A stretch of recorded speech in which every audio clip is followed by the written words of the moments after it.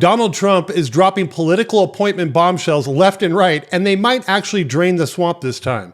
I'm Rob on the right. Let's go take a look. Ministerio de Trabajo, Empleo y Seguridad Social. Afuera. Ministerio de Educación.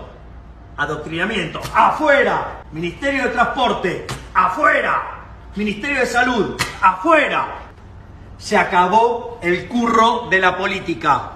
¡Viva la libertad, carajo! Now, of course, that was Javier Milei from Argentina.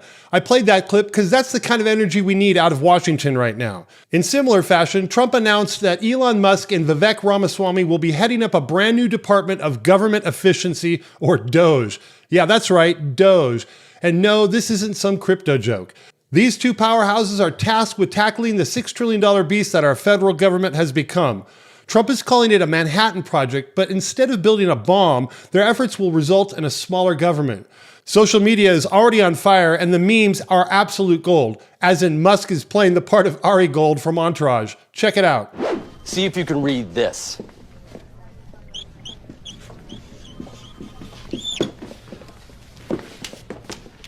You're fired, and in case your ears are f***ed, get the f*** out! Now, this isn't just talk. Elon and Vivek are about to take a hacksaw to the Hydra, and it's about time. For way too long, our government has been more about self-preservation than serving the people. DOGE might actually deliver the change we've all been waiting for. If you're wondering how serious this is, check out Vivek's explanation from earlier this week. Because you got to get rid of the presence of the people who populate that bureaucracy. But in order to do that, you need this industrial logic. And that industrial logic, in my opinion, is what the Supreme Court has already given us, which is this mandate to say the executive branch, the fake executive branch, the administrative state, has written all these rules by fiat. Most of them are illegal, like they're actually unlawful. They're illegitimate. And so if you have an executive branch that says, okay, we're going to recognize that most of these regulations are illegitimate, there's your blueprint for then shaving down the size of the federal bureaucracy, which is then the permanent solution to stop that bureaucracy from perpetuating this kind of illegal rampant action. And I think that's the stuff of how you actually save a country. Boring as that might sound. It's not boring. And I think I've never heard in all the, my whole life in Washington, anybody suggest that this is a process that could really be stalled or reversed. The process being the growth of the federal government, which is just inexorable. That would change everything from our foreign policy to our economy to our culture. You really think that could happen? Yeah, I think it could happen. How do you like our little graphic right there? All right, well, so this is crazy. I just found out that Matt Gaetz resigned from Congress after Trump announced him as his pick to be the next Attorney General. His resignation will end the House Ethics Committee investigation into allegations made against Gaetz. And if this isn't enough, Trump has also announced he will be appointing none other than Tulsi Gabbard as the Director of National Intelligence. Remember, the deep state had her on a terror watch list, and now she's going to be the head of the world's biggest intelligence apparatus. These stories are literally developing as I broadcast this, but stay tuned. We'll keep you up to date as things unfold. I tell you guys, Trump is moving at the speed of SpaceX. Welcome to Government 2.0. Hey, if you're enjoying this breakdown, smash that like button, share it with your friends, make sure to hit the subscribe button and notification bell. It's the only way you'll know when I upload a new video. Next up, Trump's left field pick for Secretary of Defense, Pete Hegseth. If you originally expected Trump to go establishment here, think again. Hegseth is a war veteran with 2 Bronze Stars, a Princeton degree, but more importantly, he's an outsider with security clearance. The guy's been a cable news host, not some Washington insider. I mean, this is exactly what civilian control of the military actually looks like. Naturally, the legacy media is losing their minds over this. MSNBC went full meltdown, calling it a clown car pick. Take a look. The former and future president is moving quickly to fill the clown car and round out his cabinet before he changes his mind and fires them all.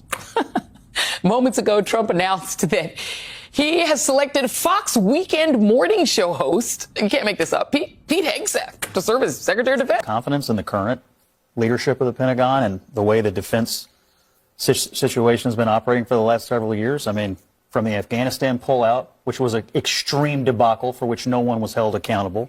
We've had spy balloons flying over the United States.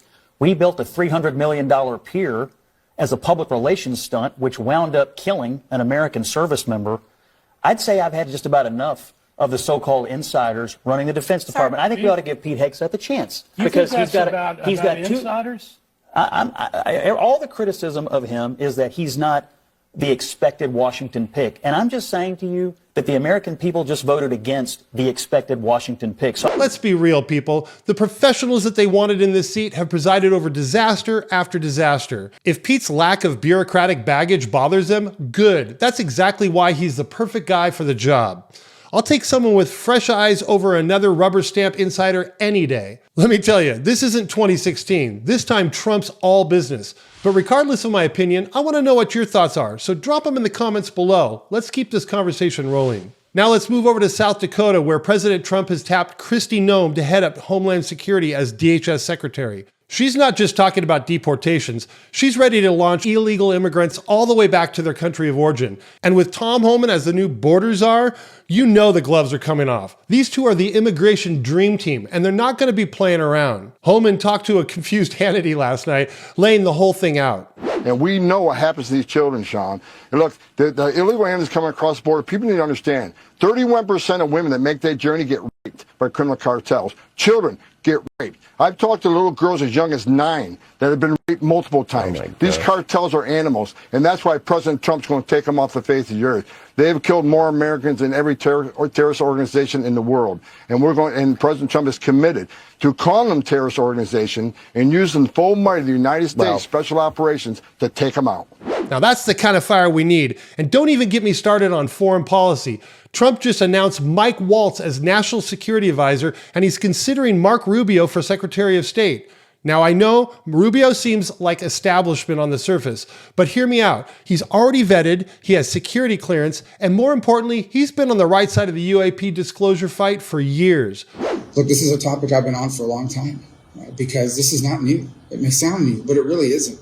We have been seeing objects flying over restricted airspace in the United States for a long time now. No one took it seriously because immediately it was about UFOs and flying saucers and aliens. And that's not my concern. My concern is that some other country has developed a capability to monitor and enter our airspace and that we are not prepared to identify it. So these are important questions that need to be answered. But you deserve to hear directly from the president and from the administration, not from spokespeople and not with double talk and not with unnecessary secrecy. It's time for disclosure, baby. Now all we need is for President Trump to appoint RFK Jr. to head up Health and Human Services. We all know Kennedy has made the commitment to make America healthy again, and appointing him would be a huge step in the right direction compared to the choices that the last administration made. I tell you folks, with these announcements, this administration is shaping up to be a blockbuster, and the left is having a complete meltdown over it. Since Trump's victory, MSNBC's viewership is down 54%, and CNN's is down like 26%. They're shedding top talent like a dog in summer. Even Chris Wallace just jumped ship. Meanwhile, Fox News is holding steady. Why? Because Americans are fed up with being lied to. Remember when these networks spent years painting Trump as the next coming of Hitler, only to admit after the election that it was all politics? Now they're blaming you for not trusting them. Seriously, check this one out. But I want to recognize that for all the flaws of the mainstream media, and we have a lot of them, it's not just the media's fault that trust has been declining for decades. It's also decades of attacks by politicians. That is the main issue, is that, it could be that the Washington Post is endorsing candidates, or it could be that there are millions of voters who believe lying politicians who tell them lies, knowing that they are. New York City, which has been drowning under the weight of over 200,000 illegal immigrants, just announced it's no longer a sanctuary city. The mayor went on record saying, "We have a broken immigration system and it needs to be fixed." It's like the TDS fever is finally starting to break. As Trump's new border czar, Tom Homan, gets to work, it seems even the most left-leaning cities are waking up to the reality. Check it out. And as you communicate with President-elect Trump and have communicated with him, will you express concern about mass deportations in the city? My concern is one concern, and we keep tinkering around the edges. We keep having this philosophical conversation about it. The voters communicated loudly and clearly. We have a broken immigration system. It needs to be fixed. That's the only conversation I want. Now, as we discussed in our last video, Trump has embraced the title of border czar, and he has picked Tom Homan to fulfill that role. Originally, Homan served as acting director of U.S. Immigration Customs Enforcement. However, his hands were tied when dealing with illegal immigrants in these so-called sanctuary cities. Let's see what Tom has to say about the matter. Let's not forget the angel moms and dads who I've all met and got to know. Their children died and they're separated forever. It's not a matter of location. They're dead. And a secure border would help prevent some of this. Sanctuary cities does not help this. Sanctuary cities this will increase because of the push of sanctuary cities. Come to our country, we'll protect you. You can even commit a crime, be in our county jail. We're not going to ice into the jail. They're in the country illegally in violation of federal law. They're locked up in a county jail. Let us have access to them and do our job. Man, I'm really starting to dig that guy. If you want to see Homan roast Congress, check out this video over here. Or check out the crazies over on The View over here. And if not, see you around the campus.